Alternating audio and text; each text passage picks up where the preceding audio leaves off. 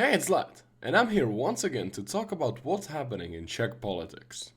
Specifically about the Czech legislative elections coming up in 2021, where voters from the Czech Republic will vote their candidates for the Chamber of Deputies. If you want to have more information about Czech politics, please watch my two previous videos about this topic, the links are in the description. And why am I making this video? Because something very game-changing is happening, and that is the two coalitions that have been announced. One of these we could consider the center-right coalition is between ODS, KDU-ČSL and TOP09, and the other one we can consider the center-left coalition is between the Pirate Party and the STAN party, better known as Mayors and Independents. All of these parties are members of the quote-unquote democratic opposition, and as the name suggests, they are very much opposed to the current government comprised of ANO and ČSSD with the support of KSČM. Political experts do not predict that ANO will create a coalition with ČSSD or any other party for the 2021 election. The center-right coalition has been called together and is led by Petr Fiala, who is the chairman of ODS. There are expectations that KDU-ČSL will focus mostly on Moravia, TOP09 will focus mostly on Prague, and ODS will focus on the whole country, leaving Prague and Moravia. This coalition could be described as liberal-conservative or conservative, with KDU-ČSL being more generally socially conservative, TOP09 being more liberal, and ODS is somewhere between the two. According to the polls, this coalition didn't change the public opinion that much, but only time will tell how effective it will be. Critics of the coalition consider two main problems.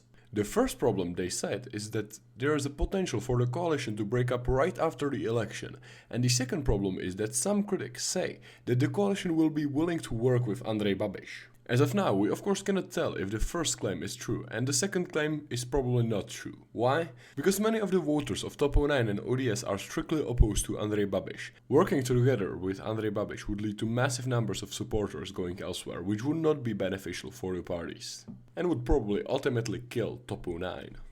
The second coalition comprises of the Pirate Party and STAN and is currently led by Pirates leader Ivan Bartoš.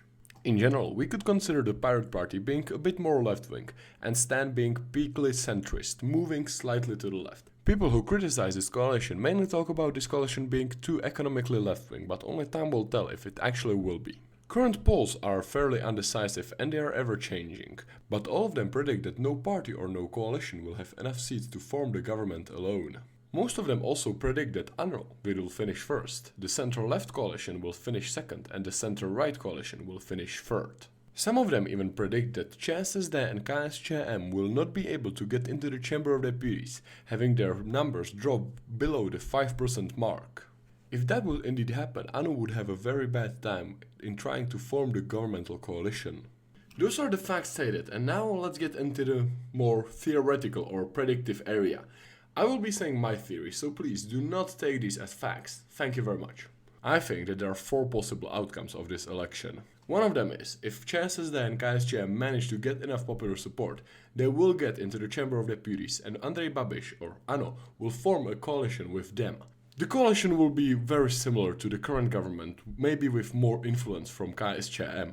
The second option is that either the center-left or center-right coalition will secure a near lead, and they will be able to persuade the other coalition to work with them.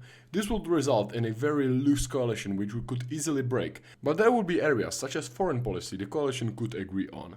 In my opinion, this is extremely unrealistic, but it's a possibility. There will be many hurdles and problems, but the coalition could survive, or it could quickly lead to new elections. A third possibility is that ANO will secure victory in the election, but KSČM or ČSSD will not be able to get into the Chamber of Deputies. If this happens, Andrej Babiš will need to seek a new coalition partner. This coalition partner will most likely be the populist or right-wing populist SPD. If not, there's a slim possibility that Andrej Babiš will seek to cooperate with parts of the center-left or the center-right coalition. But as I said previously, that would mean a major loss of popular support, something that happened to ČSSD in 2017. And a fourth possibility is the most boring one. With no clear winner and nobody able to secure a big enough coalition to form the government, a new election could be called. So, this is the end of the video. Please make sure to let me know what do you think about the coalitions and who would you potentially vote for. And as always, thank you for watching and goodbye.